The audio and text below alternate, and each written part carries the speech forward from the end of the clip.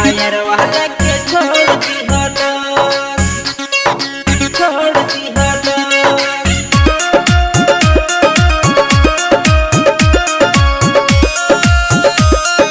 Music by Rajesh Sahni।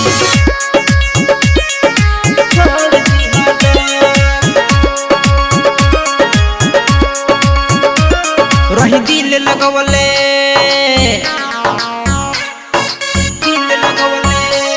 रही दिल लगवले मन में बसवले तुमसे कहतानी फोनवा पे हमके सुना सखी कैलस पानी पानी।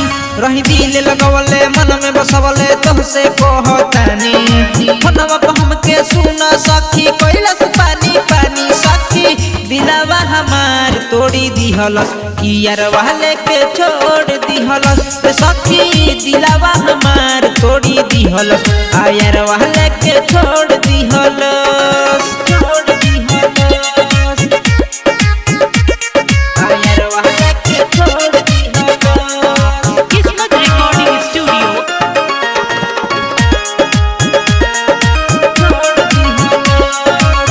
मीठी मीठी बतिया में हमके फसवलस 8 बजे रात के बस में बोलावलस, 8 बजे रात के बस में बोलावलस। मीठी मीठी बतिया में हमके फसवलस 8 बजे रात के बस में बोलावलस, बस में बोलावलस। कब जीत करे कब पट करे रहे बड़का ऊंची छोरा धके हमरा के कोरा ले जाके ई कोरा धरावल चाहे लोरा। सखी दिलवा हमार तोड़ी दिहलस आयर वाले के छोड़ दिहलस रे। सखी दिलवा हमार तोड़ी दिहलस आयर वाले के छोड़ दिहलस, छोड़ दिहलस।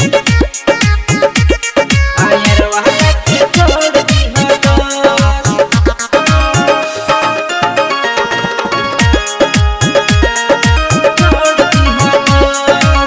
हमारा से अब दोसर करी न सगाई मिलही के बेरी एक बेर गनी पकड़ाई, मिलही के बेरी एक बेर गनी पकड़ाई।